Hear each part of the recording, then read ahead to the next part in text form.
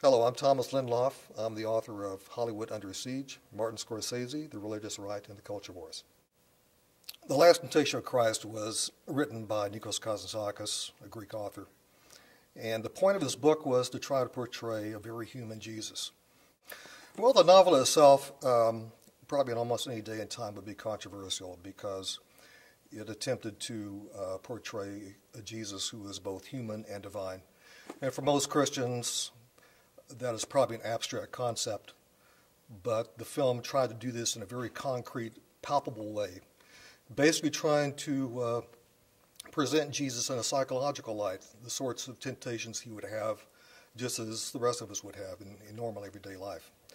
And the religious right had gained a lot of power politically through moral majority and Pat Robertson's political influence during the 1980s, and many other televangelists, many other proponents of the political right. But also in the late 1980s, there was a sense that they really hadn't achieved all of their goals.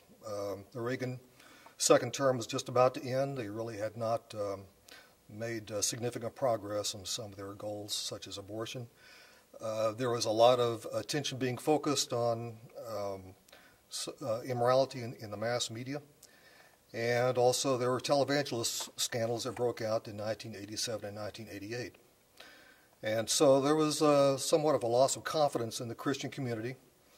And they were, in fact, looking for a way to rebound, not simply in terms of morale of the Christian community, but also in terms of membership and donor base for some of the major religious right organizations. And Last Temptation of Christ presented a very tempting target for these groups. And so the film itself probably would have been controversial at any time, but during this particular time, it presented a very large opportunity for religious right groups to try to rebuild their support and their constituencies and their overall mission. The Last Temptation of Christ was written by Nikos Kazantzakis, a Greek author, and the book was published in 1954. And almost immediately upon its publication, it was placed upon the forbidden books list of the Roman Catholic Church. It was the subject of a censorship attempt by the Greek Orthodox Church in Greece before it came out in Greek translation in 1955. And it was already fairly controversial in Europe by the mid-1950s. And Nikos Kazantzakis was nominated for the Nobel Prize for Literature in 1955.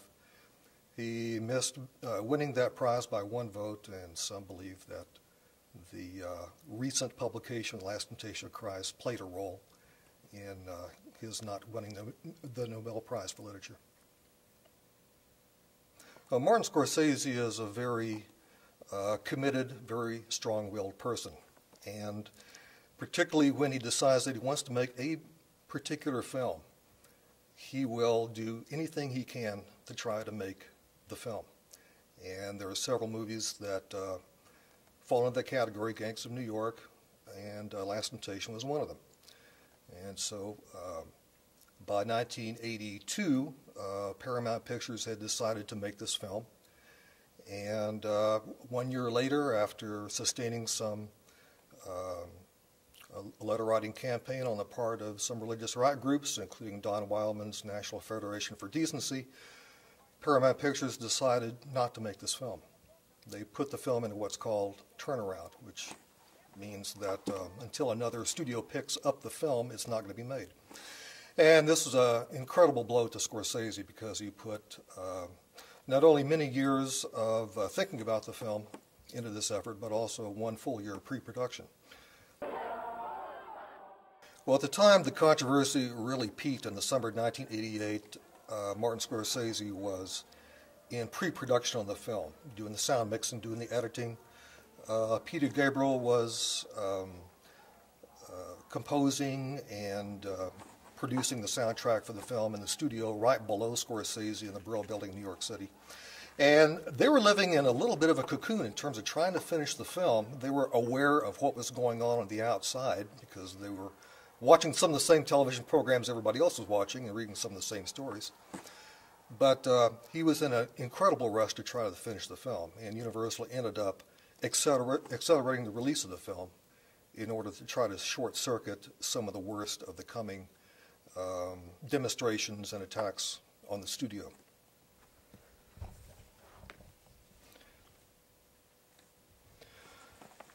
Well, I started out to do a different kind of project than this.